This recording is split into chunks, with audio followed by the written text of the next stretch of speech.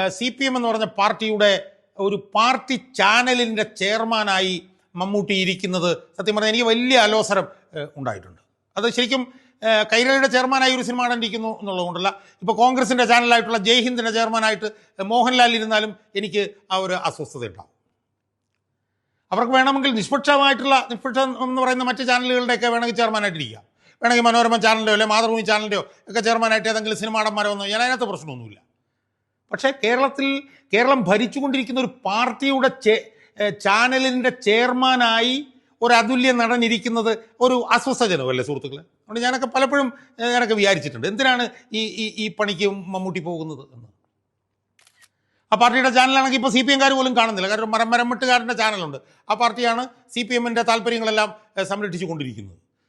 CPM നയങ്ങളെല്ലാം ആ മരമട്ടുകാരൻ്റെ ചാനലിൽ കൂടെയാണ് വന്നുകൊണ്ടിരിക്കുക. പോസ്കോ കേസിലെ പ്രതിയൊക്കെ ഉള്ള ആ ചാനലുണ്ടല്ലോ, അവരെയാണ് CPM താല്പര്യം സംരക്ഷിച്ചുകൊണ്ടിരിക്കുന്നുള്ളതുകൊണ്ട് CPM പോലും ഈ കൈരളി ചാനൽ എന്ന് പറഞ്ഞ ഈ ചാനൽ കാണാറില്ല. പിന്നെ എന്തിനാണ് മമ്മൂട്ടിയെപ്പോലൊരു മഹാനടൻ, ഒരു അതുല്യ നടൻ ഈ കൈരളി ചാനലിൻ്റെ ചെയർമാനായി 10-20 വർഷമായി ഇരിക്കുന്നത് എന്ന് പല അവസരത്തിലും പല ആവർത്തി ഞാൻ ചിന്തിച്ചിട്ടുണ്ട്.